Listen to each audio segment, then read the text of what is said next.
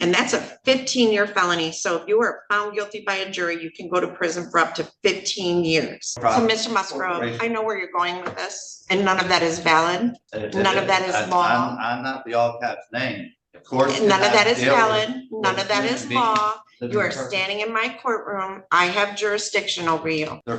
Still a crime. Still a crime. But I'm not still a corporation. I'm a living person. Yep, and that's why you're standing in front of me. If you were dead, the case would be dismissed. We've got a heated court hearing today featuring yet another sovereign citizen. This guy is in front of the judge for embezzling over $60,000. And of course, he pulls out the usual sovereign citizen script. The best part, though? The judge. She's hilarious. She's got zero patience for his nonsense and shuts him down at every turn. Honestly, I love the way she handles this fool. Let me know what you think of her in the comments. And if you're into content like this, don't forget to like and subscribe. Now, let's... So, Mr. Dagger-Margosian, how do you wish to proceed? Well, Your Honor, I am aware that Mr. Musgrove wants to present information to the court. I'm happy to be standby counsel if he wants to represent himself. Obviously, this court would have to go through the colloquy of that, but obviously it's Mr. Musgrove's legal right to at least ask the court to do that. So I'm here to observe at this point. All right. So, Mr. Musgrove, when you were at the bench or up at the podium before, you said that you were appearing on behalf of yourself. So, Mr. Musgrove, are you asking to no longer have counsel represent you? Well, what I'm understanding is that the courts is a private for-profit. So, Mr. Musgrove, I know where you're going with this, and none of that is valid. None of that is law. I'm not the all caps name. Of course. None of that is valid. None of that is law. You are standing in my courtroom. I have jurisdiction over you. So I tried to file paperwork with the clerk's office ahead of time so that you would have time to review it, and they denied me. I know what you're talking about. None of that is valid under the law of the state of Michigan or the Constitution of the United States of America. Why do sovereign citizens keep using the all caps argument? Like, seriously, what does that even prove? If anything, it just makes them look like they Googled sovereign citizen loopholes for 5 minutes and ran with the first thing they saw. Honestly, if they're going to argue the courts don't have jurisdiction, I'd rather they just not show up at all. At least then the court can skip the circus and move on to real cases. Does the all caps thing confuse you guys as much as it does me? Drop your thoughts in the comments. Now, let's get back to this mess. What do you mean it is? No. The Supreme Court says it is. What does it say it is? The Supreme Court says that if we were at the age of 18, we were supposed to claim our minor status. Nope, not valid. Okay.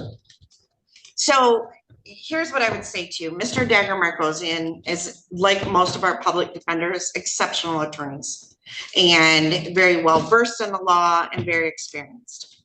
He gives legal advice. You may not like the legal advice, but it's usually good advice. I've never had anyone from the public defender's office not wholeheartedly try to represent their clients. So what you are talking about is not valid, and it is not going to get you out of this case. You're not going to be able to say all those things because it's not valid. Everyone involved in this court case has a financial interest in the case. I don't have a financial interest in your case. I get paid by the state of Michigan, whether you plead, whether it gets dismissed. I don't make any money off you. We have budgets. The court system is not a profit generating revenue. We are here to represent people so that people who are charged with crimes are protected. People who are victims of crimes are protected. And that's why we have all in order for there to be a crime, there has to be a victim. There is no. Well, there is a victim in this case. The victim would be the company. You are charged. I can't face actually. Just hold on. So your crime that you are charged with, which you are innocent as of this time, let me grab the right file, is failure. Oh, this is let me see. This is an embezzlement charge. So you are charged in count one with embezzlement 50,000 or more, but less than 100,000. that being an agent, servant, or employee of Hardwoods of Michigan Industries did convert to your own use without the consent of your employer or principal, industrial tools and equipment in the amount of $68,938.40 or money or equipment. And that's a 15-year felony. So if you are found guilty by a jury, you can go to prison for up to 15 years. Most sovereign citizens try to demand a jury trial too. If that's what this guy is doing, he's in for a disaster.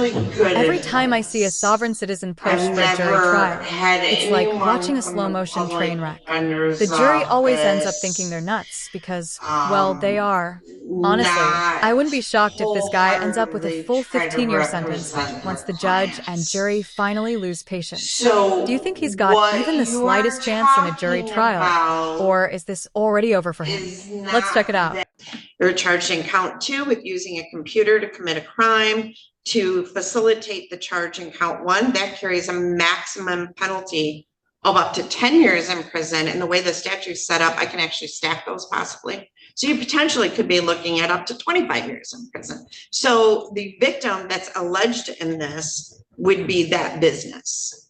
Right, and I can't face that accuser because that business can't get on the stand for me to ask questions. And a third party. But their can't stand representative it. can. Yes, they can. Yes, They they can? can. Yes, they Okay. can. So I have 189,000 of student loan debt that was forgiven to be a lawyer.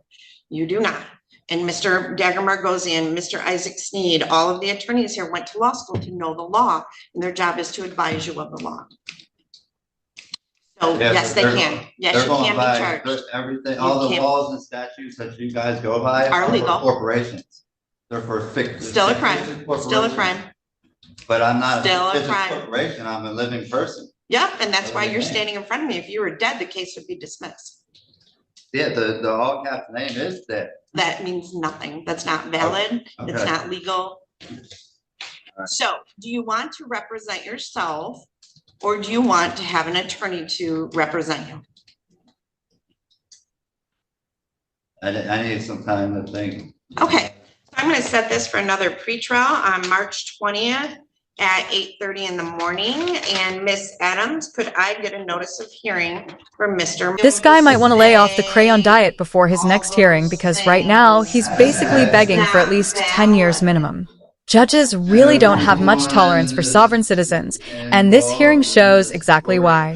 He's just digging himself deeper with every word. How many brain cells did you lose listening to this nonsense? Because I feel like mine are evaporating. Honestly, at this point, I wouldn't be surprised if the judge just gave him a permanent seat in court for all the chaos he's caused. But hey, what do you guys think? Was he as ridiculous as I'm making him out to be? Or am I missing something? Personally, I'd call him your average sovereign citizen. Not the wildest one I've seen, but definitely not pleasant either. If you enjoyed this breakdown, hit that like button and subscribe for more. Thanks for watching. Take care.